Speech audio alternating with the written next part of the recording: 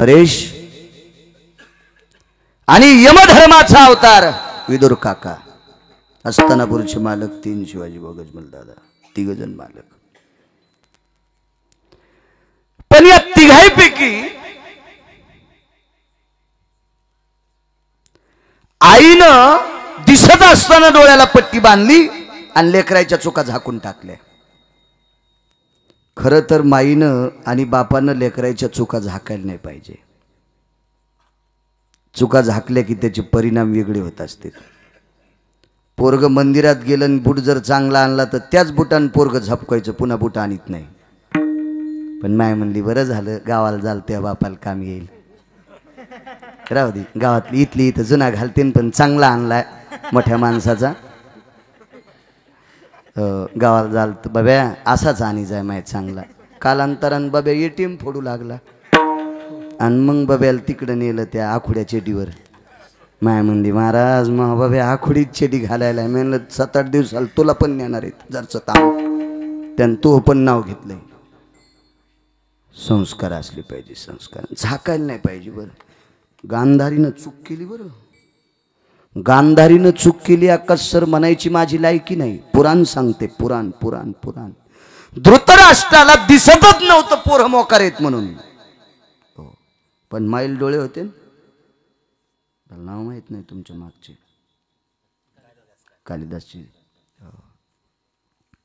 आणशीरामजी आहेत का? हो माईक पड बोकांडी हो तुमच्या.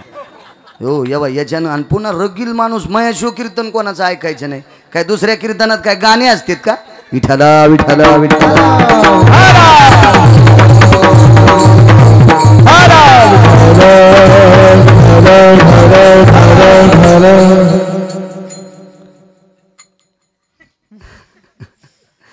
सोडित नाहीत. एकदा लावू लागले.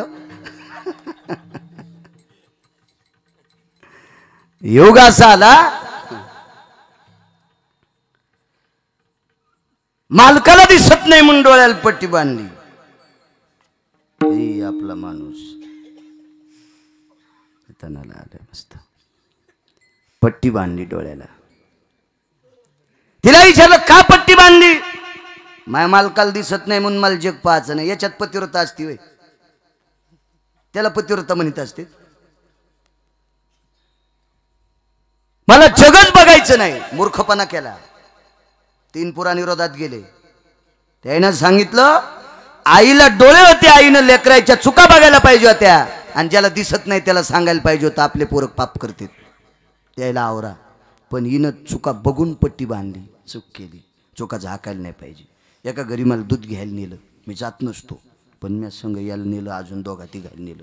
एकट्यानं नाही जायचं कोणाच्या घरी. बापा इस्त्यात उडी हाणावं पण कोणाच्या घरी एकट्यानं नाही जावा. ज्याला मोठं व्हायचं त्यानं 2-3 गोष्टी सांभाळायच्या. भीतीच नाही दगडा आपटिल्यान मरण नाही. मग संप्रदायात आचरण सांभाळलं की चिंताच नाही, चिंताच नाही. फक्त आचरण सांभाळायचं. हातचा नाही हुकला की हिसाब जुळतो आहे का नाही? तुमच्या क्षेत्रामध्ये आहे का नाही? व्यापारात हातचा हुकला की चट गेलो. 13 कम 85, 90 कम 87. हातचा गेला गेलं आहे का नाही अण्णा? हातचा नाही, हातचा गेला की संपला विषय. हो परमार्थात आचरणाला किंमत. त्या बाईंनी नेलं घरी. तुम्हाला मै शपथ म्हणे दूध प्यावंच लागतं. मी म्हणलं काय कुधाण झालो आहे. आणि मला चेहरा पाहिल्यावर कळती मालकाला पाजित नाही ना आम्हाला पाजायली. जी मालकाला दूध पाजित नाही महाराजाला पाजिती तिला म्हणायचं चुडेलीन. हो हो लिहून घ्या, पुरावा माझ्याकडे. यति भ्रतारेव नैव स्ततेवम यत अप्रिया प्रियाम जनहिताय च तत्पिछाच्छेन योनि तज्जायते. चंडी महाचंडी रंडा यत्कुंडा भयव्याप्तिना. याच्या पुढचंही सांगितलं असतं तुम्हाला पण अजून सगळे केस पिकले नाही. ह्या म्हणते मेला लय चरचर बोलायला. अजून 10-15 वर्ष वाचिलं ना तर कोणाच्या बापाला भेणार नाही. मग विठाला विठाला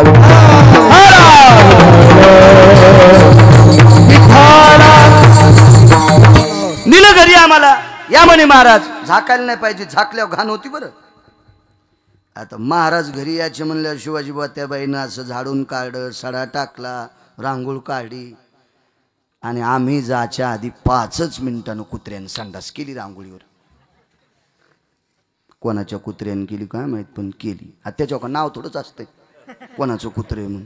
आता ही बाई वचकट हे म्हणले द्वारके काढ रे काढ काढ. ती म्हणली बाई मी कसं काय काढू, तू ह्या कुत्र्यानं संडास केली नाव आहे त्याच्यावर. ती मोठी मोठी हुशारन ती का साधी होती का, तिनं बकिटावानी शेणलं होतं म्हाताऱ्याला आडातन. ती का साधी होती काय.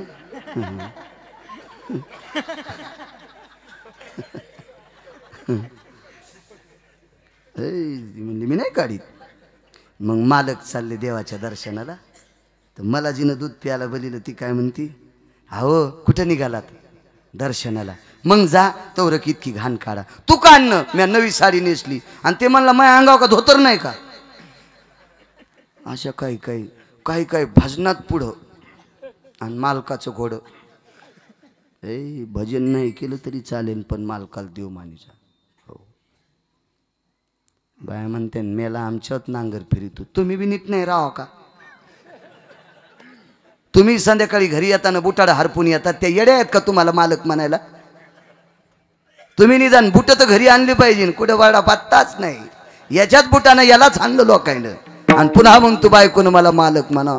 सुंबळ्या तुला तळ्यात टाकायला पाहिजे पैठणच्या. विठ्ठला विठ्ठला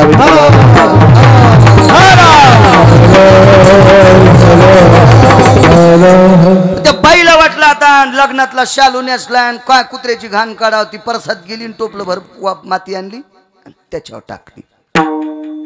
मी आलो गडबडीत. आता मला वाटलं मातीचे मेद्याला पाय, पण मधात गेल्यावर पायाला कळालं ओलं लागलं. कधी कधी पाहायची गरज नसती बरं का पायाला. तुम्ही एक अजून लक्षात घ्या, गादुड्या घरी गेल्यावर पायाला कळतंय बाई येडपटे, पायालाच कळतंय बाई झाडून टायमाला काढीत नाही. इतकी पाय हुशार येतं. तुम्हाला एक सांगू का, डोळ्याला कळत नाही बूट आपला आहे का दुसऱ्याचा आहे, पण पायाला लगेच कळतंय. अरे लहान मोठा व्हायला आहे. डोळे नाहीत पाय हुशार असतात. एखादीच्या स्वयंपाक घरात गेल्यावर पाय चर्र चर्र वाजत येत, म्हणजे इतकं चिकट लोळ स्वयंपाक घर. आणि ती म्हणली मग नाव निर्मळा, साऱ्या फरशीला बुरा आला आणि तो नाव निर्मळा. हो घाला मला सोड्याच्या कारखान्यात निघून कर बटन चालू नाव निर्मळाईचं. अरे वा. तिनं गालीच्या टाकला 22-23 हजाराचा आम्हाला बसायला, पण मधात गेल्या आपा पाहायला ओलं लागलं. म्हणलं काय ओलं लागलं, तर मी काय हावदाव थोडाच गेलो तिथंच पुसलं. ती बाई म्हणली महाराज काय करायला काय. म्हणलं काय कणी ओलं लागलं. ती म्हणली माय वास बी आलाय. म्हणलं ह्या ओल्याचा वास कस काय. मी तर वाटानं कशात नाही पाय द्यायला, दारातल्या मातुड्या. म्हणलं हो माती पायाला चांगली असती. बाई त्याच्या खाली कुत्रं हागलं होतं ना, हे झाकल्यामुळं कुटाणा झाला बघा. बाईनं जर माती नसती टाकली तर मी घाणीवर पाय द्यायला असता का. झाकल्यामुळं 22 हजाराचा गालीच्या भाडा झाकल्यामुळं. त्याच्यामुळं तुम्ही चुका झाकल्या की ज्या मुलाचं गणित करता येत नाही असा अमूल्य किमतीचा देह त्याचा मातीत जातोय. मायबापान चुका झाकायच्या नाही. गाफील कट्टे 100 तिला दलिंदर, 100ला 100 मेले. शिमग्याचा हुरे हो, 100ला 100 बिनकामी होते. चट मेले. हे मेल्याच्या नंतर आई आणि बाबा वनात गेले. येदूर काकानं सांत्वन केलं पण मथार ऐकायला तयार नव्हतं, गेलं वनात. आता मालकी कोणाची हस्तिनापुरावर. पंडूराजा मृत्यू पावले. पंडूराजाची संपत्ती बाजूनं पांडव आणि विदुर काका दोनच. याचे 100ला 100 मेले आणि ते वनात गेलं. आता मालकी हस्तिनापूरची दोघायची. आगी लागू तया सुका सांगतोय. किती श्रीमंत होतं सांगू हस्तिनापूर. 2.5 वर्ष एका ठिकाणी, एका ठिकाणी 3.5 वर्षाचा उल्लेख आहे. 3.5 वर्ष श्रीमंतक नावाचा मणी आडळकर काका पांडवाकडे होता. तो एका दिवसाला 22.25 क्विंटल सोनं देत होता. सुज्या 45,000 रुपये तोळा झालं ना वाटते. तर पण एका किलोत किती तोळे हो. ते बरं कळत आणि हे नाही कळत कोणाला माहीत. अरे वा. कडक टोपा कोपर, टोपीचा कोपरा. ऑपरेशन होईल एखाद्याचं. म्हातारपणी लूज घातली पाहिजे ना टोपी. ते बरं कळत अशी निबरटक काटाळ घालावं म्हणून. 100 तोळ्याचा किलो का. 100 तोळ्याचा 100 तोळे गुणिले 45,000 एका किलोची किंमत. सर तर 22.5 क्विंटलात किती तोळे झाले दिवसाचं सोनं. 3.5 वर्षाचे दिवस मोजा. किती श्रीमंत पांडव. याच्यात 2 हिस्से 2. दुसरी श्रीमंती सांगतो. भीमाच्या हाताने जरासंध नावाचा राजा मारला. जरा नावाच्या राक्षसनीने त्याचा सांगा जोडला, त्याला मारलं.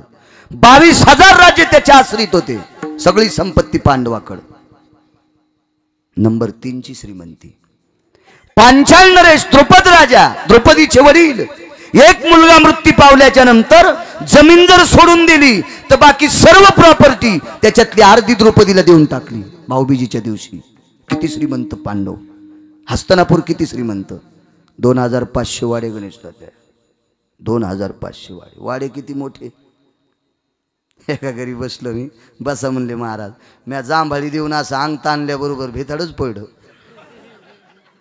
4 इंचाचं भिताड. हे आमचं घर. आणि त्याच्या वास्तुशांतीला मी तूप तिथलंच खाल्लं, रेठा द्याला आणि भिताड पाडून आलो. भिताडच तसं त्याला. हे आमचा वाडा. अरे वा. जोडणी चालू एक जणाची. पांचाळ जोडणी टाकू लागले. होय पांचाळ. आता त्या जोडणीला कडीत ठोकायचा खेळा 6 इंचाचा असतो ना वाटतं. मी काय सुतार नाही. असतो ठोकायला. ही बाई त्या सुताराच्या जवळून गेली आणि खाली वाकावा तर चोर दिसन म्हणून पायाच्याच अशा 2 बोटात खेळा दाबला आणि तसाच खरकीत खरकीत घरी नेला. इतकी बाई हुशार. आणि घरी नेल्यावर खेळा ठोकला भिताडात. कशाला माहिती. मालकाचं शर्ट अडकवायला. भिताड इतकं मोठं होतं त्याच्यातला 1.5 इंच खेळा पलीकडे गेला. म्हणजे किती मोठं भिताड असेल. आणि 6 इंचाचं खेळा. एकूण शर्ट अडकिलं आणि तिकडं आणि गेली. तर त्या कस्तुरीला वाटलं बरं झालं आपलं काम झालं. तिनं तेलाची कॅन अडकिली.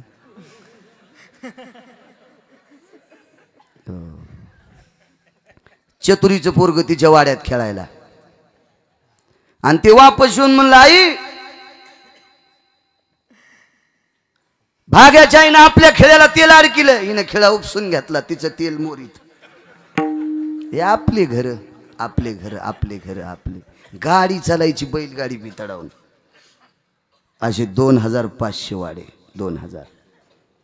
कुंजरा भवस्थितम बलायम शुंडा दंडेन नैवस्तता यज्जायते सव्या अपसव्य यतो भवा तलाशु यत पारणी अंबरा नैवम शुंडा दंडेशु. याचा अर्थ काय. हत्ती दरुजात उभं राहिल्याच्या नंतर सव्य इकडं सोन फिरिली. अपसव्य इकडं सवेतला यत भासते अंबरा. त्यानं कोणीकडं सोन फिरिली तर चौकटीला सोन चिटकत नव्हती. दरुजा किती मोठा असेल बघा. दरुजा किती मोठा असेल. हे तर काय मेलेलं नाही ना. महाभारत काय आमच्या बापाची जागिरी थोडीची. ही तर मोठ्या लोकांनी लिहिले ना. इतके असे 2,500 वाडे. याच्यातले 1,250 वाडे विदुर काकाचे आणि 1,250 वाडे पांडवांचे. आगी लागू तया सुका सांगतोय. तिसरा पुरावा आहे. पांडव स्वराज्यावर बसल्याच्या नंतर एके दिवशी धर्माने आणि अर्जुनानं विदुर काकाला प्रणाम केला आणि सांगितलं काका आम्ही जिवंत आहेत तोपर्यंत तुमचा हस्तिनापूर वाटून घ्या. विदुर काकानं सांगितलं युवराज राजन पुतण्या जरी असेल तरी दिल्लीचा राजा आहे. हस्तिनापूरचा राजा आहे. ययानरा माझी राजा तो विशेष भूती जाण माझा. राजाश्रय ज्याला प्राप्त तो राजा आहे. राजा आहे तो राजा आहे. राजन विदुर आमच्या धर्मराजाला राजन म्हणायचे. युवराज जी काका मला नकोय वाटून नंतर घेतील. काका कालांतराने तुम्ही जाताल आम्ही जाताल. आमच्या पोराच्या पोटात जर पाप आलं तर तुमच्या मुलाला संपत्ती देणार नाही. नाही दिली तरी हरकत नाही पण मला वाटून घ्यायची नाही. थोडंसं अर्जुनाला थोडंसं दुःख वाटलं आणि अर्जुन त्या दुःखाच्या भरात एक शब्द बोलून गेले. काका निमूटपणे तुमचा अर्ध तुम्हाला घेऊन टाका. लोक आमच्या तोंडात माती घालतील असं आम्हाला करायचं नाही. तुम्ही तुमचा हिस्सा घेऊन टाका. विदुर काकानं सांगितलं अर्जुना तुझं माझ्यावर किती प्रेम आहे. तर मम वात्सल्याम पितृत्वा समस्वम तुम पितृत्वाम सहोदरा. पितृत्व म्हणजे बाप. सहोदर म्हणजे भाऊच ना. सहोदरी म्हणजे बहीण. सहोदर. माझ्या वडिलावर जितकं प्रेम माझं आहे तितकं वडिलाच्या भावावर म्हणजे काकावर माझं तितकं प्रेम आहे. पुनितो भयत्कारा कशाहून शक्य जगदानंद कंद पतये यत अनस्तो भव जलवोघाना. संकल्प सोडा. भगवान द्वारकाधीश कृष्ण परमात्म्याची शपथ घेऊन सांगतो, माझ्या बापावर जितकं प्रेम आहे, माझ्या आईवर जितकं प्रेम आहे, काका तुमच्यावर माझं तितकं प्रेम आहे. वा वा अर्जुना, मग वडिलावर जितकं प्रेम करतोस माझ्यावर, मग तुला कृष्णाची शपथ आहे, मला 12 वर्षाचं झोपडं करून दे. 12 वर्षाचं झोपडं. शेठजी झोपडं माहीत नसेल तुम्हाला, तुम्ही इकडचेच आहेत ना, असते माहीत. ते पुण्या मुंबईला माहीत नाही, आपल्याकडे झोपडे आहेतच. 12 वर्षाचं झोपडं. तर भीमानं प्रश्न केला, 1250 वाडे तुम्हाला झोपड्यात कशा करता राहायचे? ते म्हणलं तुला त्याच्याहून करायचं काय? आता मी बोलले असं नाही बोलले, ते महामंत्री होते. हस्तनापूरचे विदुर काका महामंत्री होते. महामंत्री, पूर्ण देशाचे महामंत्री. सामान्य ताकद आहे कधी त्या काळातला महामंत्री. विदुर काकाच्या निर्णयाच्या व्यतिरिक्त राज्यकारभार चालत नव्हता. आणि जे जो निर्णय विदुर काकाच्या विरोधात घेतला, तो निर्णय धृतराष्ट्राच्या विरोधात गेला. एवढे मोठे विदुर काका विद्वान होते. विदुर काका म्हणजे यमधर्माचा अवतार. मांडव्य ऋषीच्या शापामुळे, मुनिश्री मांडव्याच्या शापामुळे यमधर्माचं एक काम चुकलं आणि त्या चुकीच्या वर्तनामुळे मांडव्याचा शाप प्राप्त झाला आणि यमधर्म विदुराच्या अवतारात मृत्यू लोकात आला. त्यागाचं प्रतीक आहे विदुर काका, त्यागाचं प्रतीक. मला त्या झोपड्यात राहायचे म्हणे. भीमानं सांगितलं काका पण कारण काय ते नंतर कळेल तुला, मला राहायचे. मग कालांतरानं एके दिवशी महिना 2 महिने होऊन गेले झोपड्यात राहत असताना. एके दिवशी धर्म, भीम, अर्जुन, नकुल, सहदेव आणि कुंती आई साहेब आणि द्रौपदी हे सर्वच जण विदुर काकाचे तिथे गेले. या वहिनी साहेब, या या या या या वहिनी साहेब. वाणी किती गोड होती लक्षात घ्या. वहिनी साहेब शब्द तोंडातून पडला. येन सहोदरा असं कामिनी, हा येन वात्सल्य भोजा येते. मोठ्या भावाची पत्नी आई समान असते. हो, या वहिनी साहेब, या या बसा. सुलभा वहिनी साहेब आल्यात जी. सुलभा काकीनं महाराणी म्हणायचं. महाराणी जरी जाऊ असेल पण महाराणी होती ती. बसायला टाकलं. युवराज बसा, राजन बसा, नकुल सहदेव बसा, भीमा बसा, द्रौपदी या बसा. बसलेले आहेत. आणि मग भीमानं प्रश्न केला, काका आम्ही याच्याकरता आलोत की तुम्हाला झोपड्यात का राहा वाटते? भीमा, हा प्रश्न तुम्ही वहिनी साहेबाला करायचा असता. वहिनी साहेबांनी याचं तुम्हाला उत्तर सांगितलं असतं. तर कुंतीनं पाहिलं आणि सांगितलं, क्षमा असावी, गेल्या 4-8 दिवसापासून मला सारखा भीम बोलतोय, याचं उत्तर तुम्हीच देऊन टाकावं. जी. भीमा, मी झोपड्यात का राहतो याचा तुम्हाला प्रश्न, याचं उत्तर पाहिजे ना, याचं उत्तर तुमच्या जवळ आहे. मी झोपड्यात का राहतो याचं उत्तरच तुमच्याकडे, मला विचारायची गरज नाही. काय उत्तर आहे काका? मला एक म्हणायचं, तुम्ही वनवास किती भोगला? 12 वर्षाचा. अज्ञातवास 1 वर्षाचा. एकूण किती झाले? 13 वर्षे. 13 वर्षे. 13 वर्षामध्ये तुम्ही काय केलं? भीमानं सांगितलं, भजनाच्या व्यतिरिक्त काहीच नाही केलं.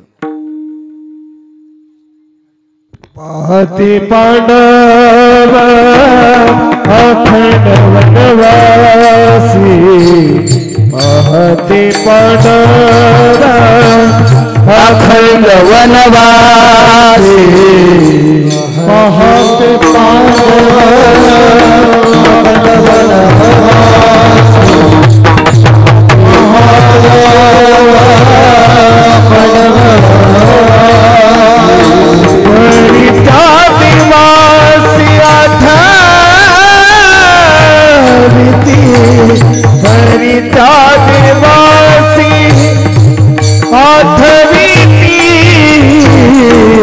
फलदशी पिता हरि तो सागरी, फलदशी पिता हरि तो सागरी, हरिचा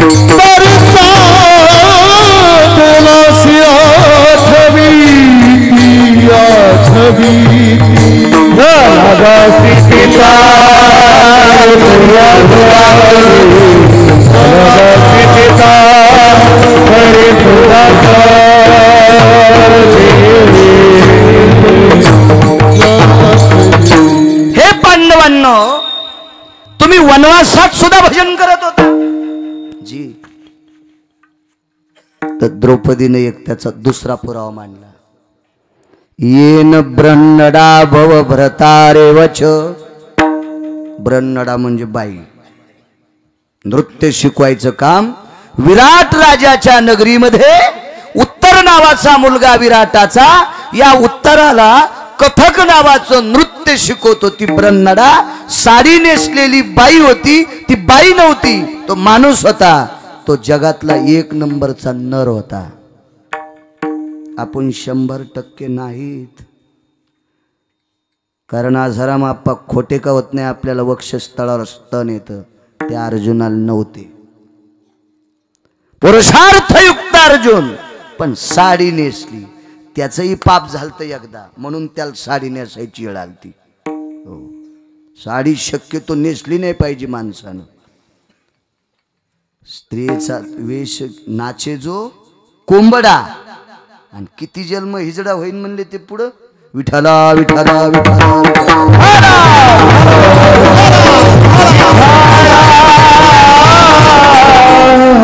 ब्रह्मडा स्त्रीच्या रूपात आहे. नृत्य शिकवत होते. उत्तराला दंड मुंड भय व्याप्ती सुधाना सव्य सव्य भव पदाश्रितो ना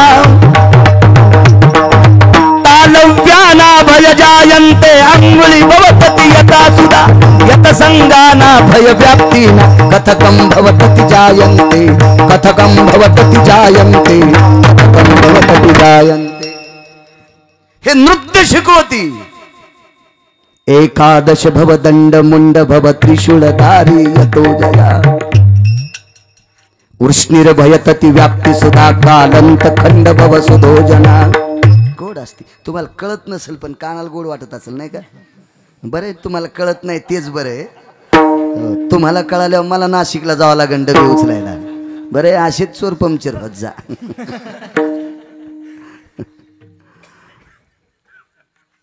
नृत्य शिकवतात अर्जुन. वनवासात भजन केलं ना, भजन केलं सर.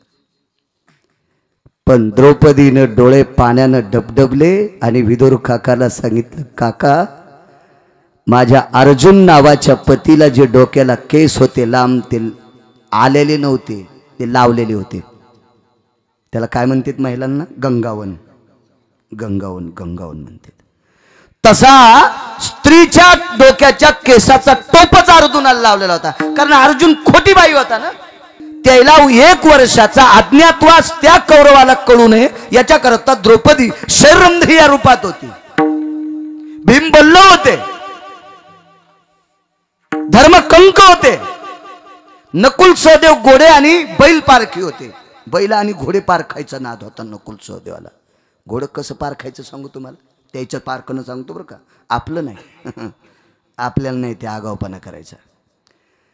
नकुल आणि सहदेवापैकी एकानं बैल तपासले आणि एकानं घोडं तपासलं. घोड्याची टाप मजबूत आहे, मागचे पाय धरायचे आणि त्या पायावर त्यानं डोकं आपटायचं.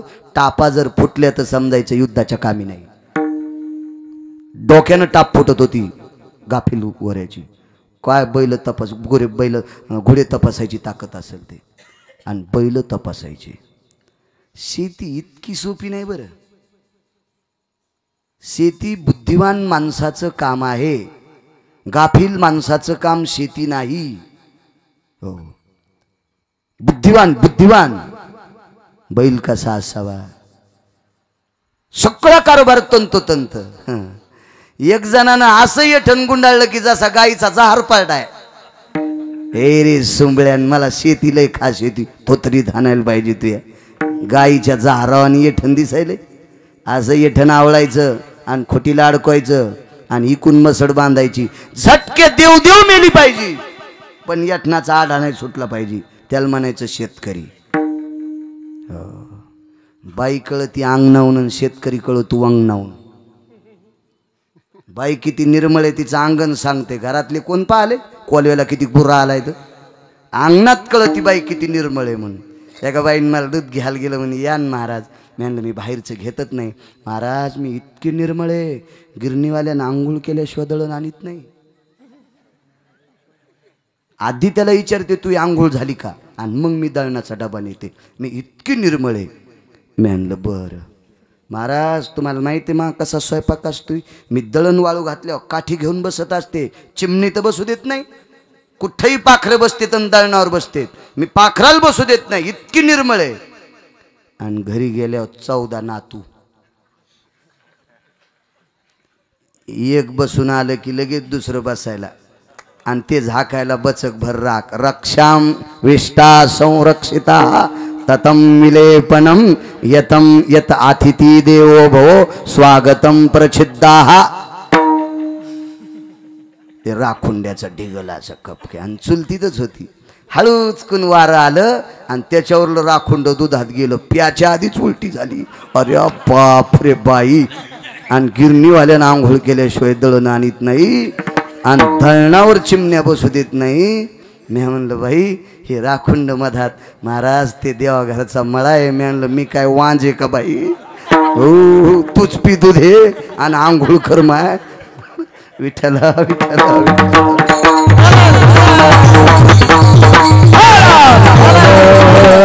हे बाईच्या कर्तव्यानं तिच्या निर्बळपणानं तिचं अंगण सांगते. एक जण म्हणला सोयाबीन झाली 150 पोत, आणि देवलेतून गाडीत पोते टाकल्यावर शिलूत आख वाजू लागला. कुई कुई कुई. शेतकरी कळतो वांगणावून. वांगणाला किती पैसे लागते, पण वांगणावून म्हणजे त्याची शेतीची तरबेजपणा तरबेज. 2 पिढ्यापर्यंत एका माणसाच्या कोळप्याच्या यचक्या होत्या. बापाची पिढी गेली आणि पोराची गेली, आणि नातवाच्या पिढीत तरी कोळप्याच्या त्या यचक्यावर आड केलेल्या अशा चोपड्यात तेल झालेल्या यचक्या. यायनं कोळपे रानात नेल्या, मग यचकी तोडली. आता ती कुऱ्हाडीन तासता येते वय, मग खरबडी यचकी. दुपारा भाकर खाताना झटके हाण लागले. बायको म्हणली काय झाली, वरण मधात घुसायले. कापले ते हात. रे वा सुंबड्या. आणि पुन्हा कोळपे फिटिंगची पॅन्ट घालून. कोळप इतकं सोपं नसतं बरं. पेरणाऱ्यानं जर चूक केली तर कोळपा येळकण्याच्या बोकांडीवर पडत असती. कारण जाताना टिपणीचा साव पसरला. कसा पसरला माहिती, फटफोडीत. दुसऱ्या तासात टिफन गेली. पहिलं साव मोठा झाला. आंधळ्यान कोळपा हाना झाड निघत नाही, पण तिकून येताना असं उचलूनच धरावं लागतं, बरगड्यात ताण त्यात. हो मग म्हणलं अवघड काम झालं. फिटिंगच्या पॅन्टी जमत असतोय सुंबळ्या. हा ते का कॉलेजच्या दारात उभं राहायचं का नाटकं करायला. विठ्ठला विठ्ठला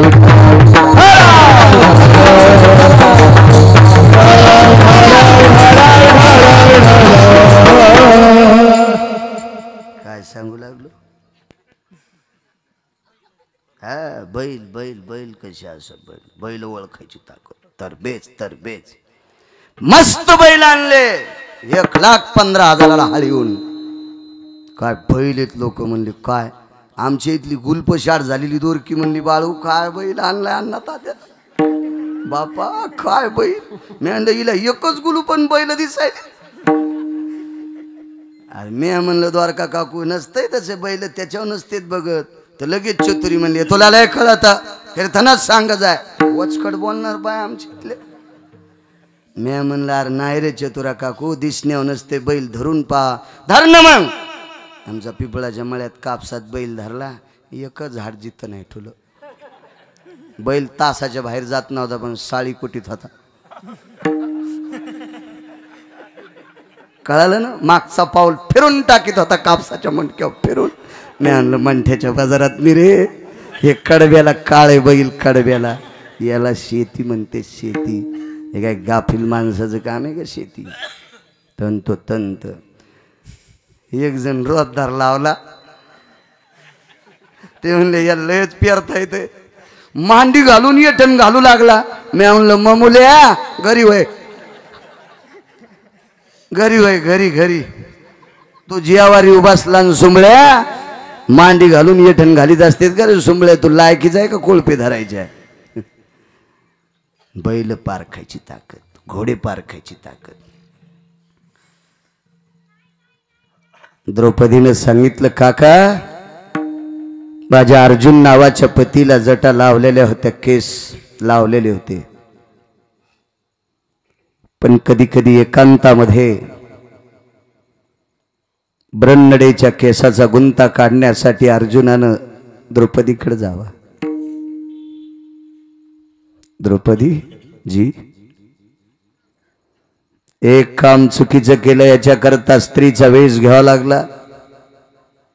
ब्रह्मडेच्या रूपात. जी मालक, अज्ञातवास संपत आलाय, काळजी करू नका. आणि द्रौपदी ज्या वेळेला अर्जुनाचे केस सिंचरीत होती त्यावेळेला अर्जुनाच्या लावलेल्या जटातून रामकृष्ण नामाचा ध्वनी निघत होता. नवे अंगा काया वृद्धिस्तता रोमहा कृत्रिमो भयोप्याप्ती. लावलेल्या जटा, लावलेलं गंगावन. पण अर्जुनाचा स्पर्श झाल्याच्या नंतर त्याच्यातून रामकृष्ण हरीचा ध्वनी निघत होता. तर अर्जुनाच्या रोमातून किती निघत असेल ना. लाल दिवा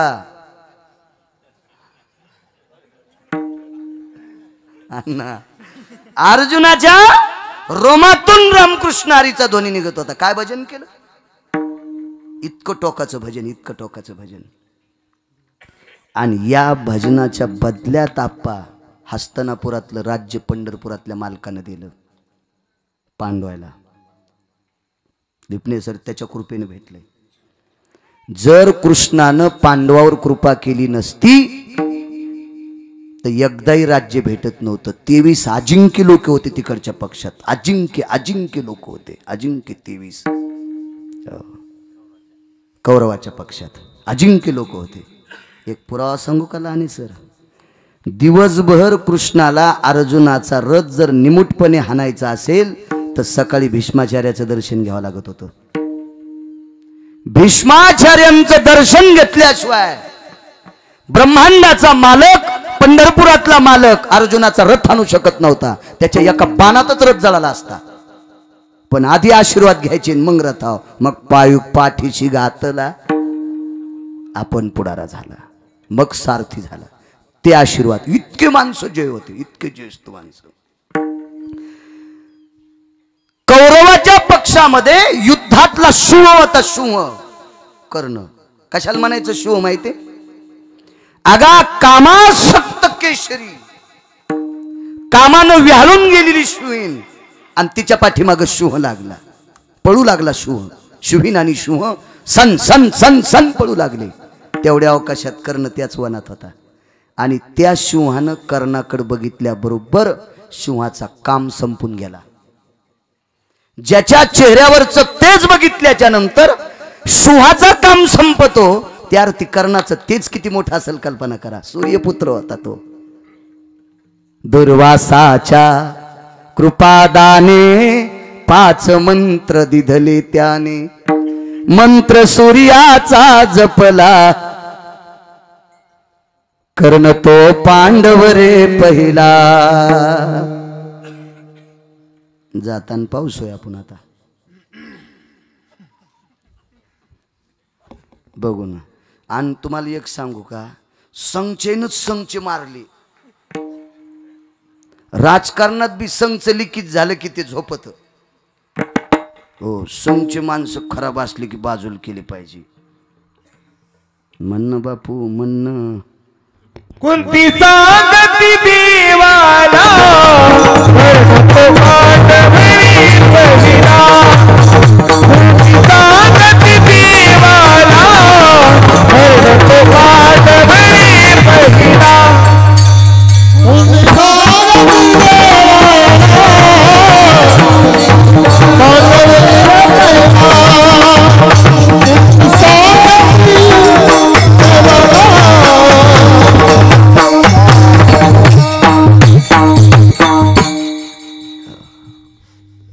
कर्णयुद्धातला केशरी.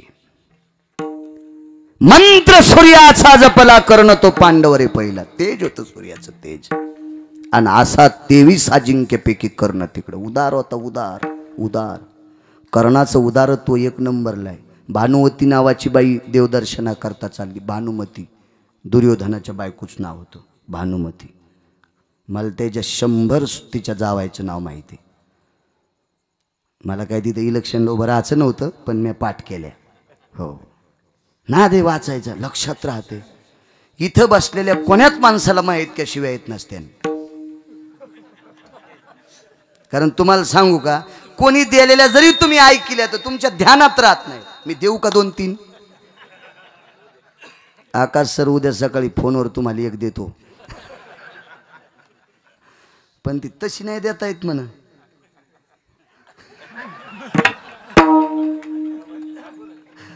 अंशरामजी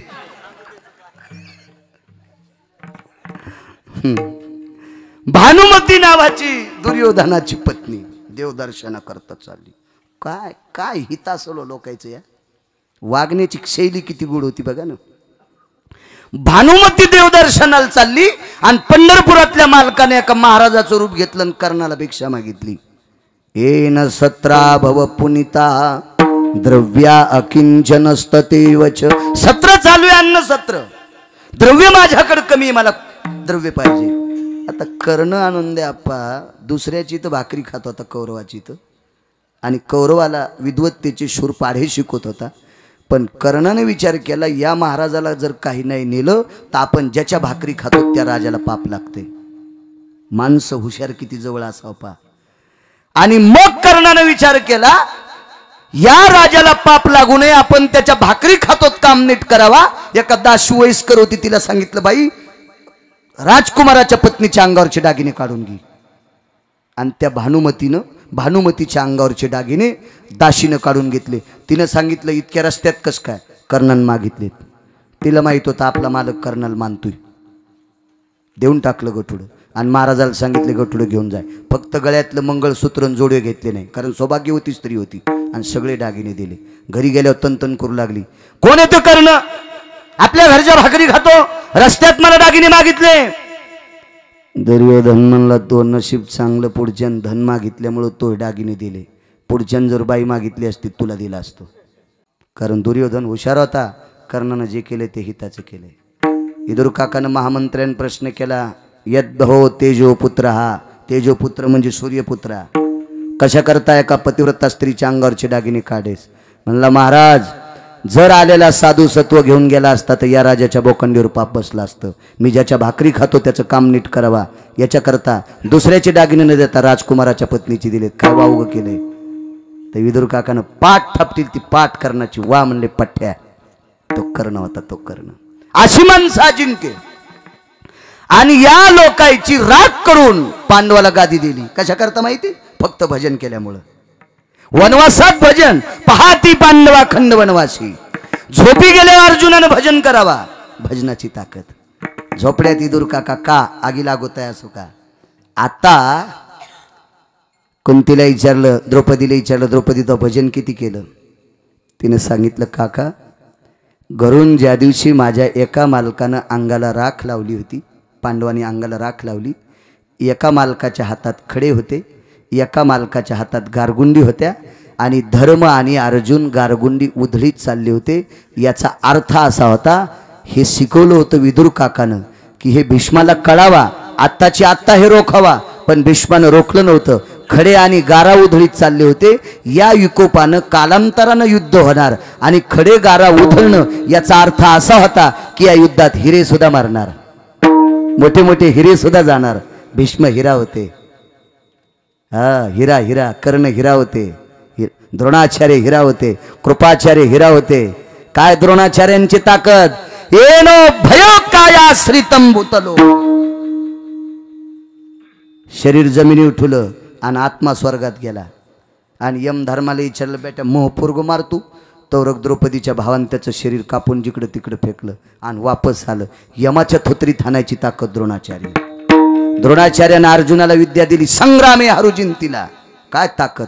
द्रोणाचार्याचा मातीचा पुतळा पाहिला एकलव्याने. भिल्लाचं पोरग, लाहोर चित्र धरणाऱ्याचं पोरग, पण मातीचा द्रोणाचार्य केले आणि त्यांच्यावर निष्ठा ठेवली. श्री गुरु छेनी नाभे माती डोंगरी जयापाशी होती, त्याने कोळीत्री जगती एकवद केली. मातीच्या द्रोणाचार्याची साधना केली तर जगात 3रा नंबर आला एकलव्याचा. नंतर द्रोणाचार्यानं नाटक केलं ना अंगठा कापला, म्हणून तो पोराच्या कपाळाचा मणी कापला अश्वत्थाम्याचा. हे बापान केलेलं पाप पोट्याला फेडावं लागलं. विठाला विठाला विठाला.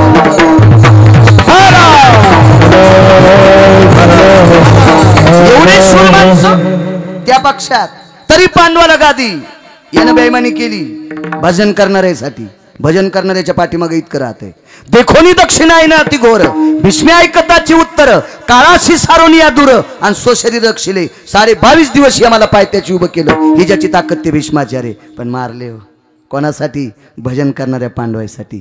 अरे तुम्ही भजन करता, भजन भजन याच्याकरता स्वतःच्या संसाराची राख केली. 56 कोटी यादव मैरेक नावाची दारू पिऊन मेले, आणि पांडवाला दिल्लीचं स्वराज्य, हस्तनापूरचं स्वराज्य देऊन टाकलं. कशाच्या बदल्यात? धर्माच्या तोंडातून वाक्य पड आम्ही भजन केल्यामुळं, अर्जुनाच्या तोंडातून वाक्य पड आम्ही भजन केल्यामुळं, नकुल सहदेव भीमाच्या तोंडातून वाक्य पड आम्ही भजन केल्यामुळं. द्रौपदीनं सांगितलं 48,324 दाशा असताना, तरी पण विराटाच्या घरी शेण काढीत असताना गाईच्या गोठ्यात रामकृष्ण हरी म्हणायची.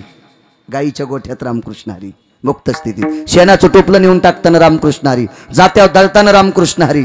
मग या रामकृष्ण नाम हरी भजनाच्या ताकदीवर तुम्हाला हस्तनापूरची महाराणी झालीस. मला एक सांग द्रौपदी, मला एक सांगा धर्मा, मला एक सांगा अर्जुना, मला सांगा भीमा, मला सांगा नकुल सहदेवा, तुम्ही भजन केल्यामुळे तुम्हाला हस्तनापूरची गादी प्राप्त झाली. पण हस्तनापूरचे राजे झाल्यावर तुम्ही किती भजन केलं? धर्मानं सांगितलं ज्या दिवशी गादीवर बसलो त्या दिवसपासून भजन बंद झालं. उत्तर त्याच्याकडेच सापडलं. धर्मा, अरे ज्या हस्तनापूरच्या वाड्यातलं सुख घेत असताना भजन बंद होतंय, आणि वनवासात गेल्यावर भजन करता, दुःखात भजन करता, संकटात भजन करता, आणि हस्तनापुरातल्या मोठमोठ्याल्या वाड्यात राहताना भजन बंद करता. अरे हे वाडे जर तोंडाला भजन येऊ देत नाहीत, याच्याकरता मी झोपड्यात राहिलो. आगी लागो तया आगी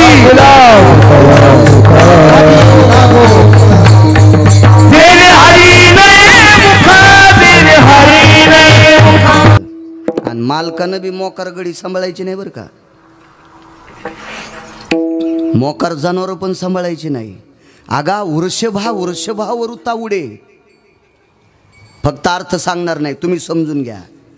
तया वृषभाची वैरणीशी जोडे, आखाद्याची तोडेल पोट्याचे. बैल जर बैलाशी शहाणपणा करीत असेल तर शहाण्या मालकानं दुपारची हिरवी वैरण त्याची बंद करायची, आणि दगड टिकून उभाटे आऊत आणायचं. तिसऱ्या दिवशी बैल शेपूटवरी करून आऊत ओढतोय.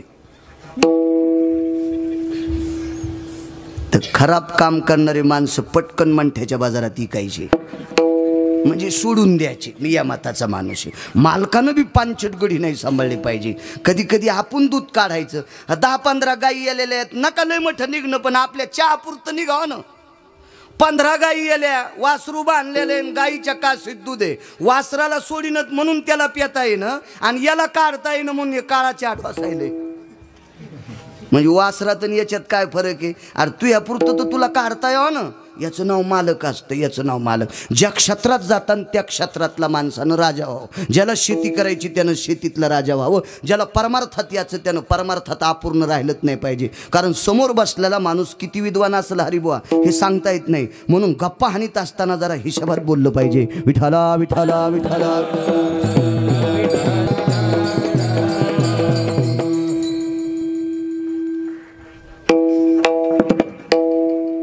सांगतो एक मुद्दा तुम्हाला. पांडवापैकी भीम मरणं अत्यंत गरजेचं आहे. भीम मरणं अत्यंत गरजेचं आहे. कोणाच्या बाबतीत? कौरवाच्या बाबतीत.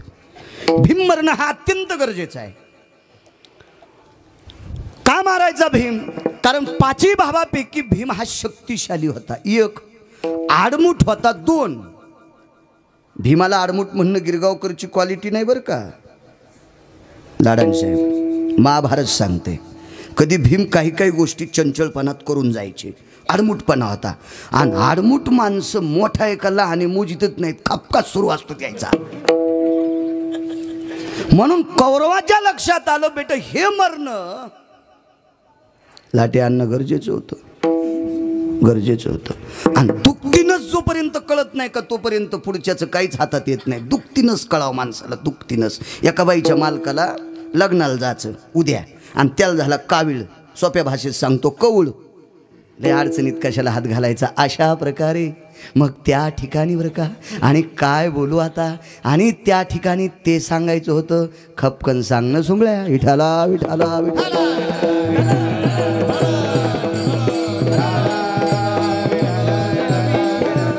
कौल झाला, आणि कौल झालेल्या माणसाला तेलकट पदार्थ वर्ज्य असतात. नवनीत ज्वराते विक, तापाच्या माणसाला तापवा महाराज विष, नवनीत म्हणजे दूध सुद्धा विष समान असते, ते काही निमित्त असते. तर मग एक कावीळ झालेला आपला मालक, हे मित्राच्या पोरीचं लग्न आहे, त्यांचा घनिष्ठ मित्र आहे, आणि हे लाडू खातील कावीळ वाढल. बाईला दुखतीनच माहीत होती, हे इस्त्रीचे कपडे घातल्याशिवाय बाहेर निघत नव्हतं.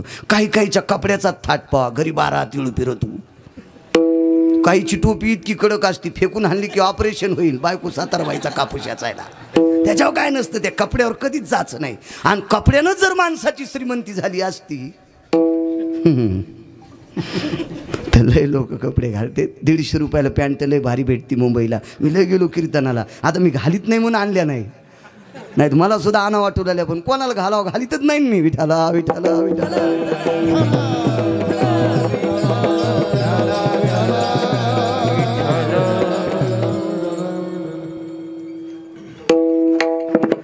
इस्त्री केल्या कपड्याला, असं चुंबळ केली त्याची, आणि टोप्या अशा बिस्किटावानी चुरा केल्या. त्या साबुदाण्याचं पाणी असतं ना, त्याला बाप्पा तुम्हाला नाही म्हणालो, नाही जवळ नाही पेटावा, हाय नाही ना. अशा त्या चुरा केल्या. जेवण घेऊन झालं, धोत्र घेतलं, शर्ट घेऊन ये. ती म्हणली कुठं ठेवलेत, कपाटात आहेत. ती गेली, तिने चुंबळीच घेऊन आली. हे माझे शर्ट कोण चुरगाळले, पोरानं. कुठे पोरग, शाळेत. चुरगाळले कोणी, येईन, आणि हिला त्यानं सांगितलं नाही, हिनं पण चुरगाळली हिनं. आल्यावर सोय पाहतो त्याची. माईन जातानाच सांगितलं होतं, गावातच तुझी मावशी आज मुक्काम तिथंच कर. ते म्हणलं आई आपल्या घरी काऊन नको, तुझे बाबा तुला मारणार आहेत. कस काय मारतील, 99% मार्क पडलेत मला. मार्क चुलीत घाल मेले, ते बाबाचे कपडे म्या चुरगाळलेत, आणि तो चुरगाळल्या मला कसे हाणते, मोकाड्या बस ना. हे सगळं नाटक केले. पोरग मावशीची तर मुक्कामाला. 3 दिवसाच्या नंतर ते मित्र आला. का रे म्हणे, तुझ्या 4 पोरीच्या लग्नाला मी आलो. दुखतीनच सांगतोय, आणि मला एकुलती एक मुलगी, निदान अक्षदा टाकायला तरी याचं असतं. तुला माहिती आहे म्हणला, मी कपडे चांगले घातल्याशिवाय कुठं जात नाही. मग तुझे कपडे कोणी खराब केले, आमच्या पोट्ट्यानं. आता बाईला माहित होतं 3 दिवसाच्या नंतर मालकाचा राग कमी होत असतो, कोण्या बी बरं का. नवीन नवीन 1-2 दिवस राग होत असते, 2-3 दिवसाला त्याचा पोत्रा होत असतो. मालक कोणता बी असू द्या, किती बी कडं घरी आठरत असते. तू चुरगाळले होते. आता मित्रा देखतं कशी माराव, काय चुरगाळले मला सांगा. तुम्हाला कावीळ सांगितलं का नाही, मग तुम्ही मित्राच्या लग्नात 2-3 बुंदीचे लाडू खाल्ले असते का नाही. हो, तुम्ही ऐकलं असतात का कोणाचं, नाही. मग तुम्ही कशानं ऐकलात माहिती आहे, कपडे चुरगाळल्यामुळं. मला तुमची दुखतीनच माहीत होती. काय माहीत होतं तिला, हे भारीचे कपडे घातल्याशिवाय भेट जातच नव्हतं. बायकोला दुखतीनच माहीत होती, म्हणून काविळातून मालकाला वाचिलं. तसा भीम कसा मारायचा आहे याची दुखतीनच काय, ही शकुनीनं ओळखली. भीमाची दुखतीनच होती फक्त पांचाळ बुवा, खाणे खाणे खाणे. माझ्याकडे 13 श्लोक आहेत महाभारतातले. अरे बुवा, ए नवुदरम पोक्षा भवास्तियम वृकोदरा भवजायतेना अन्नपूर्णेन सुधा पानो जायतेन क्रियास्तु जनायं निधियां पदे अन्नपूर्णेषु वैश्यान्नरा भवसुदेशी परिपाकेन फलच्युतानां. च्युत म्हणजे आंबा. आंब्याला संस्कृत भाषेमध्ये च्युत वृक्ष म्हणतात. हे न तरुवरा शाखा भिन्नाया खाद्यात पर्णास्तुतायां वृकोदरा सकल स्थिते पांडवास्ति शिरोमणी. कधी कधी जर जेवायला वेळ झाला तर गोड झाडाची पानं सुद्धा भीम खात होते. हे झाला पुरावा शास्त्रातला. आपला पुरावा सांगू का. पार्थते चांगला. पार्थते पृथकीचे बाळ शास्त्राभ्यासी घातला काळ मजशी दिशे भीम आळो माळ खादाड निद्रा अहरनिशी. आकाशर कविता होती एक. पार्थते पृथकीचे बाळ. पार्थ म्हणजे अर्जुन, पृथकी म्हणजे कुंती. शास्त्र अभ्यासी घातला काळ, नाना प्रकारचे शास्त्र पाठ केले असतील. मजसी दिसे आळूमाळ, खादाड निद्रा हदृशी. डोळे बोळा आळूमाळू भीम, पण खाऊन जास्त झोपतं ही दुखती नस लक्षात आली. आणि भीमाला विषाचे लाडू खाऊ घातले. जन्मोजन्मी तुझा दास. का दास व्हायचा विटेवरच्या मालकाचा, याच्यावर सांगतोय. विषाचे लाडू खाऊ घातले. त्या विषाचा प्रादुर्भाव भीमावर झाला. दोरीनं हातपाय बांधले आणि समुद्रात भीमाला टाकून दिलं. 4 नंबरचं विष टाकलं होतं. पौराणिक इतिहास सांगतोय. पौराणिक 1 नंबरचं नाव विषाला कोणा म्हणतात माहिती आहे? हलाल नावाच्या विषाला 1 नंबरचं विष म्हणतात. 2 नंबरचं विष कोणतं? असे 24 प्रकारचे विष आहेत. एंडोसल्फान, हे हे हे जे कॉम्प्युटर, हे टाटा मिडा, हे नाही. याला कोणता कोणी नंबर द्यायचा तुम्ही तुमचं ठरवा. पण पुराणातले हे 24 विष सांगितले. 4 नंबरचं विष टाकलं. त्या विषाचा वासच येत नाही म्हणून खाऊन टाकलं. आणि प्रादुर्भाव झाला. बेशुद्ध अवस्थेत भीम पडले आणि टाकून दिलं. भीम शक्तिशाली होते बरं का. अत्यंत मरणं गरजेचं होतं. कारण शक्तिशाली माणसं 4च होते. एक कीचक होता, जरासंध होता, आंधळा धृतराष्ट्र होता आणि भीम होता. जरासंधाला 11,000 नागाचं बळ, धृतराष्ट्राला 11,000 नागाचं बळ, कीचकाला 11,000 नागाचं बळ, जरासंधाला 9,000 नागाचं बळ. एखाद्या वेळेस मागं पुढं झालं असेल तर हो द्या, याच्यात काय नाही. पुन्हा तुम्ही घरी गेल्यावर दुरुस्ती करा. होतं कधी कधी मेमरी कार्ड लोड आल्यावर एखाद्या मागं पुढं. आणि भीमाला होतं 9 ते 10,000 नागाचं बळ. आता जर ताकद सांगायची असेल तर हार्स पॉवर म्हणजे घोड्यावर पॉवर ताकद सांगितली जायची. तर भीम किती शक्तिशाली होता. विज्ञानवादी माणूस मानित असेल न मानित असेल मला त्याच्याशी काही संबंध नाही. मी वाचून सांगतोय. आणि महाभारत काय आमच्या आजगीजन लिहिलेलं नाही. तुला जर पटत नसेल तर ज्यानं महाभारत लिहिले त्याची सोय पाय. महाभारत काय गिरगावकराच्या टकले सर घरची जहागिरी नाही. हा, भीमाची ताकद किती होती. रेल्वे स्टेशनहून एक कालावंशिक होती. आता इथे सुपरफास्ट गाडी जाणार आहे. कृपया प्रवाशांनी प्लॅटफॉर्मच्या दूर उभं राहावा. अति वेगात नाही कोड्यांना गाडी जाती. पण प्लॅटफॉर्मवरची पत्र पडत आहेत का? नाही. रेल्वेच्या पटरीच्या कडीचे झाडं पडत आहेत का? नाही. म्हणजे इंजिनमध्ये ताकद आहे पण प्लॅटफॉर्म पाडण्याची नाही, कडीचे झाडं पाडण्याची नाही. भीमानं जर आवेशानं भास्करावा असा पाय आपटीला तर फरलांगमध्ये झाड उभं राहत नव्हतं. ताकद किती असेल कल्पना करा.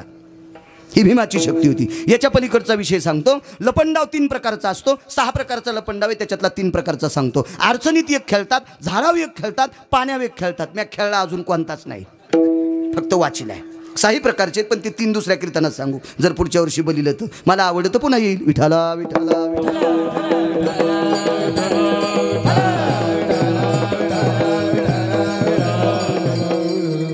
एका ज्याच्यावर राज आलाय त्यानं डोळे झाकायचे. 1 2 3 4 म्हणायचे. आलो रे. तोपर्यंत कणगीच्या आडंगीला पाहिजे, पोत्याच्या आडंगीला पाहिजे, सांदीतला पाहिजे, बळदाच्या पलीकुनला पाहिजे, बाथरूमच्या पलीकुनला पाहिजे, कुठंतरी सांदीतला पाहिजे. आणि यानं जाऊन 1 जणाला टिवायचं. एक त्याच्यावर राग आला. हा सांदीतला लपंडाव.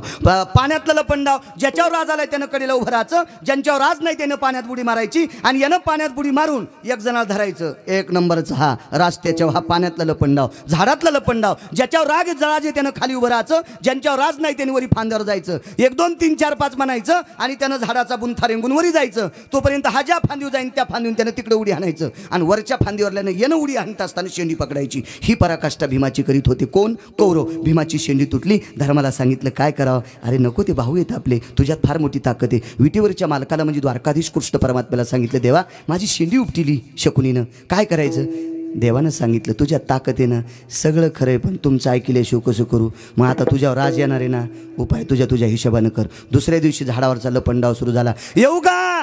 वरच्यान म्हणले हे वरी नाही गेलं. बुडाव लाथ हाणली. झाडाच्या बुडाव लाथ हाणल्याबरोबर बोरं होलिल्यावानीच कौरव खाली पडले. बोरं कसे खाली पडते असे कौरव खाली पडले. कौरव खाली पडले. म्हणून भीम मरणं गरजेचा होता. दुखती नस लक्षात घेतली. 4 नंबरचं विष टाकलं. विषाची पेटीवरच्या मालकाचाच का दास वाचय याच्यावर सांगतोय. आणि पाण्यात टाकलं. धर्माच्या कानावर वार्ता गेली. आपल्या भावाला विष खाऊ घातलंय आणि पाण्यामध्ये भीमाला टाकलंय. भीम आता मृत्यू पावणार. विटेवरच्या मालकाला माझ्या कृष्ण परमात्म्याला बोलून घेतलं. धर्माच्या डोळ्यात पाणी, अर्जुनाच्या डोळ्यात पाणी, नकुल सहदेवाच्या डोळ्यात पाणी. कृष्ण परमात्म्याने विटेवरच्या मालकाने विचारलं तुम्ही का रडता. भीम मृत्यूचे शेवटचे श्वास मोजतोय. माझा एक प्रश्न आहे देवा. 2 प्रश्न विचारले धर्मानं. ऐकून घ्या प्रश्न कोणते होते. आवाज करावा मोठा, देव चांगलं करीन तुमचं. करा करा करा. 2 प्रश्न विचारले. देवा आम्ही 5 भाऊ मेल्याच्या नंतर द्रौपदीच्या कपाळावर कुंकू पुसल्या. भगवान म्हणले जाणार. तुम्ही 5 त्या दिवशी मरतान त्या दिवशी द्रौपदीच्या कपाळावरचं कुंकू पुसल्या जाणार. एक उत्तर मिळालं. देवा आमच्या 5 जणांपैकी एक मेल्याच्या नंतर आता द्रौपदीच्या कपाळावरचं कुंकू भगवान म्हणले तरी पुसल्या जाणार. कारण पती किती आहेत तिला?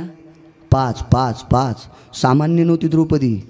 महाभारतातून द्रौपदी जर बाजूला काढली ना तर महाभारत शून्य. पण त्या द्रौपदीच्या सुद्धा विरोधात काही पांचट बोलत आहेत. विठाला विठाला विठाला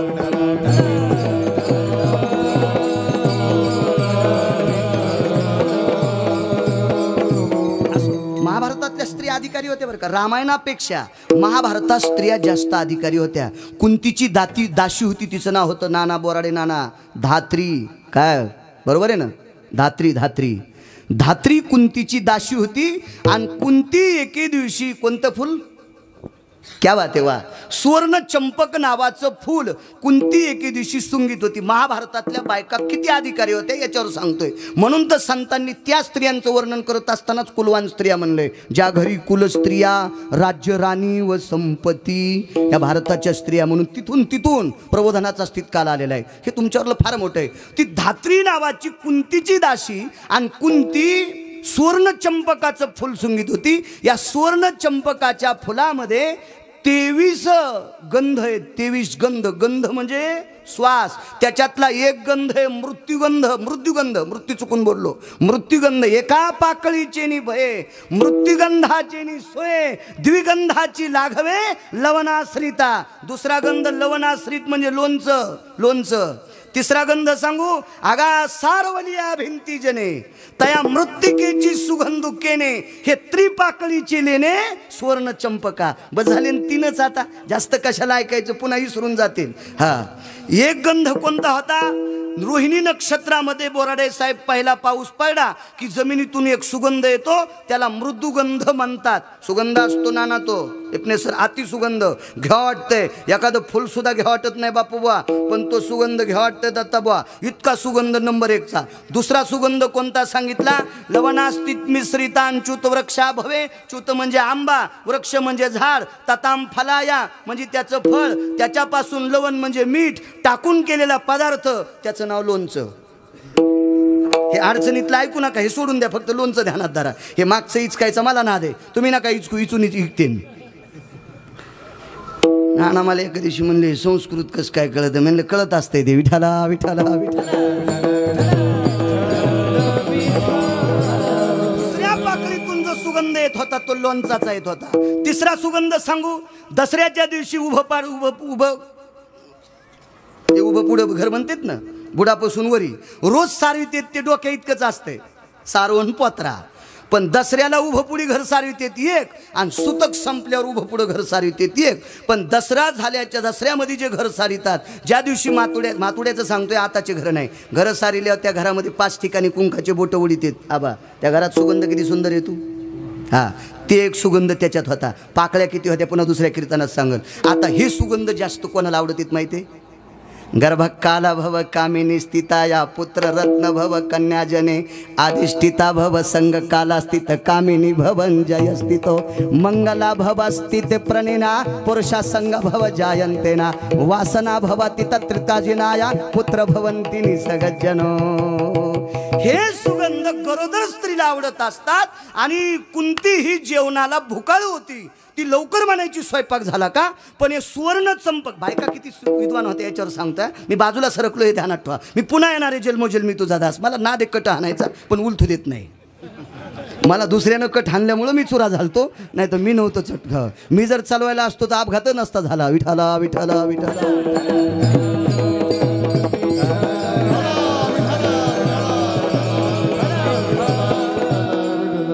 नशिबाचा जोर त्याचा कोंदा खांदी चोर वाचिलं, मला काय ताण नाही. असं दे, जाऊ दे, होत राहते. जिथं चोर मारते तिथं गाडी पंक्चर हो.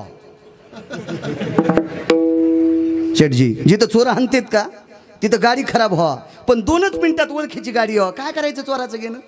होई ना पंक्चर आली ना ओळखीची मागच्याची, काय ताण नाही. तसा प्रकार झाला. काय सांगत होतो? हे सुगंध गरोदर स्त्रीला आवडत असतात. मग ही ते सुवर्ण चंपकाचं फुल कसं काय खाली टाकीनं? चला ना आईसाहेब जेवायला, चला ना आईसाहेब जेवायला. खाली बसली आणि चेहऱ्याकडे बघितलं आणि कुंतीला काय म्हणली? धात्री नावाची दासी. नाना आईसाहेब मी तुमच्या भाकरी खाते, पण एक सांगू का, तुमच्या पोटात गर्भ आहे. कुंती म्हणली तो तरच फोडीन तू. ती म्हणली मी आज्ञा घेऊन तुम्हाला सांगते, गर्भ तुमच्या पोटात आहे. हे फुल त्याच्याशिवाय तुम्ही ओढूच शकत नाही. जगातली कुठलीच गायनिक पदवी केलेली डॉक्टरीन इथं दम धरू शकत नाही. जगातला कोणताच गायनिक DGO काहीतरी असतं ना स्त्रीरोग तज्ज्ञ, तो डॉक्टर धात्रीपाशी दम धरीत नव्हता की नुसतं तिनं चेहरा पाहिल्यावर सांगितलं होतं 6 महिन्याचा गर्भ पोटात आहे. आपल्याला मशीनवर टेस्ट करावं लागतंय. बाया किती विद्वान असतील कल्पना करा. बायका नाना अध्यात्मज्ञानाचं ज्ञान सांगणारी एक कुंतीची दासी होती, तिचं नाव होतं कांतीप्रिया. आता जे ज्ञान सांगतेत ना, बुटात पाय का पायात बुट, टोपी डोक्यात हे का डोकं टोपीत हे, आपण मंडपात येत का. मी म्हणलं माणसं मसनात असू दे पण तू सांग. कठोर बसते माणसं पण तू बोलत राह, तू नको असे काही प्रश्न करू. कापसाचा दोरा आहे का दोऱ्याची कापूस आहे, अरे हे कशाला इचकायला तू सांग ना, लोकायला कशाला प्रश्न करतो तू. हे मी हास्य कीर्तन ऐकलेत. एक अध्यात्म परायत्तरू हा कांतीप्रिया ज्या येते. ब्रह्माचं झाड डोळे बांधलेल्या कुंतीच्या समोर उभं करायची आणि म्हणून 100 पोरं मेले तरी डोळ्याला पाणी येऊ दिलं नाही. ब्रह्मज्ञानाचा अभ्यास, जिचे 100 पोरं मेल्याच्या नंतर दुःख वाटू दिलं नाही, इतकं ब्रह्मज्ञानाचं ज्ञान सांगणारी कांतीप्रिया नावाची दासी कुंतीची होती. ह्या महाभारतातल्या स्त्रिया विठाला विठाला विठाला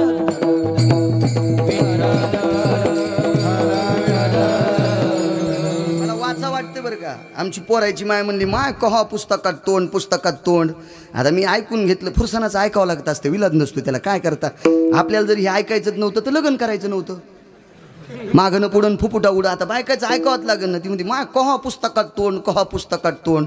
मला एके दिवशी राग आला. मी म्हणलं मोह तोंड पुस्तकात आहे म्हणून तू घरी येस. मोह ज्या दिवशी पुस्तकातलं तोंड निघून जाईन त्या दिवशी तू ह्याजवळ एक कोयतं माझ्याजवळ कोयतं, चला ऊस तोडायला. त्या दिवसपासून ती काही म्हणलीच नाही मला. हे असं घरी झालं नाही म्हणा, तुमचं सांगायला विठाला विठाला विठाला.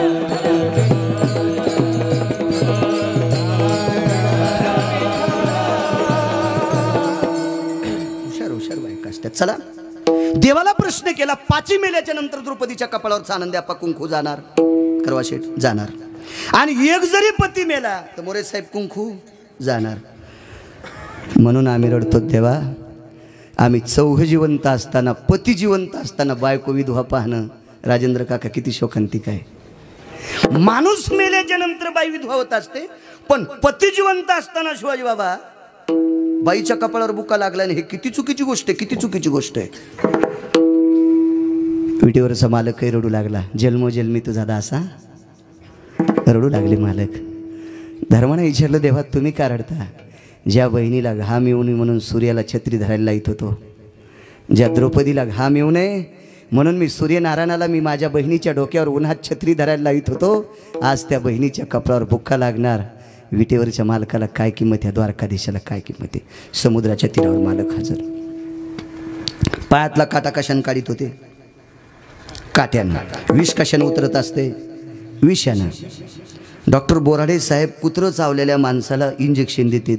ते कुत्र्याचेच जंतू असतात पण मेलेले, रॅबीजच म्हणतात का त्याला, मेलेले. कशामुळं, हे मेलेले त्याच्या अंगात घालायचे म्हणजे त्याच्या पेशी त्याच्यावर फाईट करतात. हा प्रॅक्टिस होती त्या पेशीला. थडाथड. मी डॉक्टरही झालो असतो बरं का, पण 7वी शिकलो त्याच्यामुळं मला काय ताण नाही. लय मोठ्या डॉक्टर इतका पगार पडायला ना, मी कशाला ताण घेऊ. विठाला विठाला विठाला विठाला.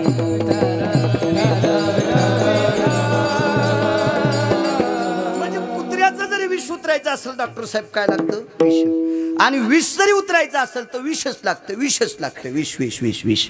आणि मग विष शमन करण्याची ताकद कोणा ते माहिती, सर्व देवतेपैकी आज त्या देवाचा कलशारोहण झालाय का, भगवान शिवशंकराचा. शिंदेसाहेब PI शिंदेसाहेब यात. भगवान शिवशंकराच्या हातात विष उतरण्याची ताकद आहे. शिंदेसाहेब शंकराला आमंत्रित केलं. जगदानंद कंद जगतपतये येणे पाशुपताधिष्ठितानां गंगा जटा तले जायते भीमा शंकरा भयव्याप्तिनां वाराणसे स्थित गंगोदकं जटामुंडदंड भवाना दंडधारंती मोजसा. शंकराचा धावा केला. भगवान शिवशंकर नंदीवर बसून आले. जन्मोजन्मी तुझा दास, का विटेवरच्या मालकाचा दास व्हायचे. शंकर नंदीवर बसून आल्याबरोबर विटेवरचे मालक रडू लागले. काय झालं रडायला? माझा भीम या समुद्राच्या तळाला कौरवानी विषाचे लाडू खाऊ घालून मातीत टाकलाय, पाण्यात टाकलाय. तो मृत्यू पावल्याच्या नंतर मी जिला बहीण मानतो त्या बहिणीच्या कपाळावरचं कुंकू पुसल्या जाणार म्हणून रडतोय. शंकर 11 डोळ्यानं रडू लागले. आता विटेवरच्या मालकानं विचारलं, तुम्ही का रडता?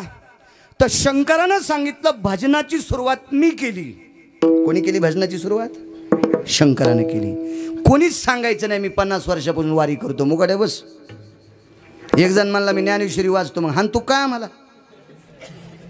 हो. एक जण म्हणला मी शास्त्र पाठ करायला, मग घाला आमच्या अंगावची शिबी. हा. एक जण म्हणला मी रामकृष्ण हरी म्हणतो. अरे त्याच्यासाठीच जन्म येईन सुमळ्या. त्या विटेवरच्या मालकाचं सांग ना, त्यानं शरीरी भजन करण्याकरता दिले. काही पांचटपणा सांगतो तू. भजन सुरू केलं शंकरानं.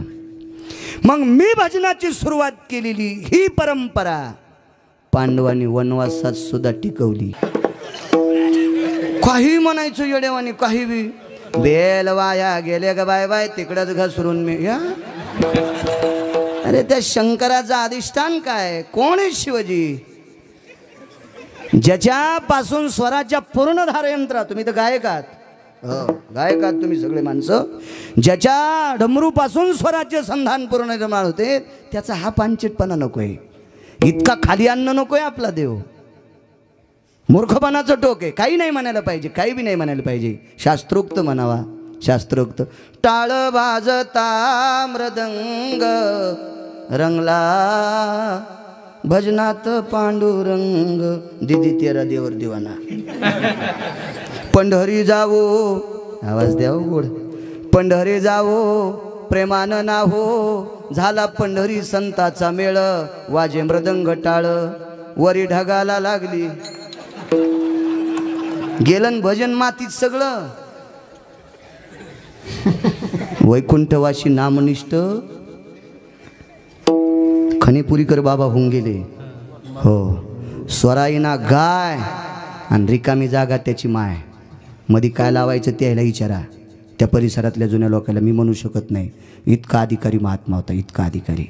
हे स्वर माणसाला चांगला असला म्हणजे काय गाता येते अशातला भाग नाही बरं का. तुम्हाला म्हणत नाही बरं आबा. कुठं काय गावं लागते याला गायन म्हणत असते. निळा म्हणे नवरस देख, जाणती गायक चतुरते. नवरसाचा अभ्यास असावा आणि कुठला पुरावा कुठं द्यावा हे ज्याला कळते त्याला गायक म्हणतात. प्रभू रामचंद्र वनवासाला चालले आणि यानं चाल म्हणले, कसा मला टाकून गेला राम. रामायणकार म्हणले, तू माय मेले असाच रडशिंकार ह्या स्वरात. हा सुंबळे असं गात असतात का? नाटे तुको भरायचं आहे. आता तुझा कळेल ते करी. तुकोबारायने गायलं देवासाठी. आता तुझा कळेल ते करी, तारे सितारे अथवा मारे. हे प्रभू मी तुझं भजन केलं रे, मला तारायचं का मारायचं तू ठरव. पण या गाय रुमनेस का काय असं गात असते तुझे सुंबळ्या. विठाला विठाला विठाला. त्या भगवान शिवशंकर 11 डोळ्यानं रडू लागले. का? त्यांचा अनुयायी मरतोय. भजन शंकरांनी केलंय, वारी सुद्धा शंकरानंच केली बरं का. आता आपण दिंडीला जात असतो. मग अशी मी सुद्धा चुकून बोललो, माफी असावी. मी 25 वर्षापासून दिंडीला जातो. माझा शब्द वापस, कारण शंकर गेलेत म्हणून मला जाण्याचा योग आलाय. वारी सुद्धा शंकरानंच केली. वारी सुद्धा भगवान शिवशंकराने केली. भजन सुद्धा शिवशंकरानेच केले. त्यांच्या अगोदर भजन नव्हतं, शंकरानेच केले. आणि भजन करणारे एक पांडवापैकी बापोबा मरतय म्हणून शंकर रडत होते. दुसरी गोष्ट, अहो कीर्तनाची परंपरा सुद्धा शंकराचीच आहे. नामदेवरायला कीर्तन करायला लावलं शंकरानंच कंबर बांधून. ते इतकं कीर्तन रंगलं. नामदेव कीर्तन करी पुढे देव नाचे पांडुरंग. आता गंजा ताणायलेत कीर्तनात. काय वाटतं मी त्याला खराब म्हणल्यावर मला लोक मोठं म्हणतील. दुसऱ्याच्या कापसात म्हशी घातल्यावर आपला कापूस वाढवतो का? ना असं होतंय का? शेजाऱ्याची ज्वारीत शेळ्या घातल्या आपला कापूस वाढवतो का? नाही. आपली ज्वारीन कापूस वाढण्यासाठी आपल्यालाच मशागत करावं लागेल, तेव्हा लोक चांगलं म्हणत असते. तू दुसऱ्याचे किती खोसांडे काढ, तू मोठा होत नाहीस. विठाला विठाला विठाला.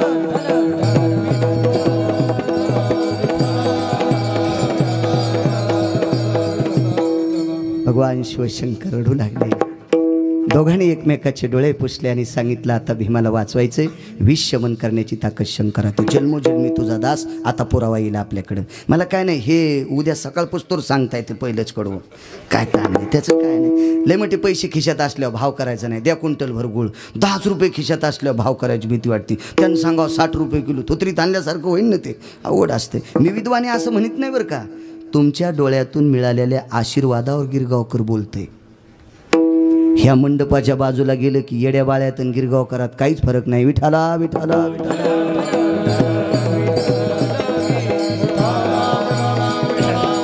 डोळे पुसले भगवान शिवशंकरांनी, पाण्यात उडी टाकली. जलप्रिय देवता आहे शंकर, ही जलप्रिय देवता आहे, जलप्रिय. दुसऱ्या देवताला पाण्यात उडी टाकीत असताना हनुमान काहीतरी बघावं लागेल, विचार करावा लागेल. सगळ्या देवता पाण्यात उडी टाकू शकत नाहीत. तुकोबारायचा गाथा वाचण्यासाठी लक्ष्मीला पाण्यात जाण्यासाठी जलदेवतेच्या रूपात जावं लागलं. जलदेवतेच्या रूपात लक्ष्मीला सुद्धा पाण्यात जावं लागलं. सरळ लक्ष्मी पाण्यात जाऊ शकत नाही, पाण्यात उभी राहू शकती कमळाच्या फुलावर. आणि कमळ पाण्यातच येतं ना का सर, होय पावडे सर, कमळाची, पण पाण्यात जाऊ शकत नाही. तिला जलदेवतेच्या रूपात जावं लागलं. शंकर ही जलप्रिय देवता आहे म्हणून पाण्यात गेले. का? कारण पाण्याचा ओघच त्यांच्या डोक्यावर आहे. जटाधर गंगा ती भवानाम, गंगा डोक्यावर आहे. पाण्यात उडी टाकली आणि पद्मिनी नावाच्या स्त्रियांना भेटले. नागांच्या पत्न्यांना पद्मिनी म्हणतात. ह्या कुठं सर्पिनी पळत्यात ह्या नाही, त्या पद्मिनी वेगळ्या. आणि शुहल नावाच्या द्वीपात राहणाऱ्या बायकांना सुद्धा पद्मिनी म्हणतात. दीप 7 सांगितले. आपण ज्या द्वीपात राहतो त्याला जम्बूद्वीप म्हणतात. जम्बूद्वीप, कौचद्वीप, शाल्वद्वीप, पलवंगद्वीप, शुहल द्वीप झाले ना 5. बाकीचे 2 तुम्ही घरी गेल्यावर बघा. तर शुहल द्वीपामध्ये पद्मिनी नावाच्या स्त्रिया त्या मानवी राहतात आणि समसागराच्या तळाला पद्मिनी नावाच्या सर्प स्त्रिया राहतात. त्या सर्प पद्मिनींना विनंती केली, तुमचे मालक कुठे आहेत? ते चाऱ्याकरता निघून गेले. अगं मालकांना आल्यावर सांगा, याच तळ्याच्या पाण्याच्या कडे तळाला भीम नावाची एक व्यक्ती, पांडवांचा भाऊ, त्याला विषाचे लाडू कौरवानं खाऊ घातले. तुमच्या मालकाला म्हणून त्याचं विष शमन करा. मग ही सर्व सर्प आले आणि त्या सर्पाने भीमाला चावा घेतला. भीमाला चावा घेतल्याच्या नंतर 4 नंबरचं विष सापाच्या अंगात गेलं आणि भीम सुखरूप वाचला. नायकवाड्या अंगला सुखरूप वाचला, सुखरूप वाचला. आणि मग भीमाला भगवान शंकराने 16 तासाच्या नंतर वरी आणलं. आका तीड मात्रेचे निभवे, प्रभास्थित आभास लवे, 8 प्रहारा माझारी पावे, एकाम मध्यास्थिती. लहाने सर, एकाम मध्यास्थिती म्हणजे 1 प्रहरण, दुसरा अर्धा म्हणजे 1.5 दिवस. आणि 8 प्रहराची, 4 प्रहराची रात्र आणि 4 प्रहराचा दिवस. 8 प्रहराचा 1 पूर्ण दिवस होत असतो 1 प्रहर. तर ह्या 1.5 दिवसाची पराकाष्ठा भगवान शिवशंकराने मग भीमवरी आणलाय. आता 1.5 दिवसाचे तास किती? 12 तासाची रात्र आणि 12 तासाचा दिवस, 24 तासाचा 1 दिवस. मग 1.5 दिवसाचे म्हणल्यावर 16 झाले का?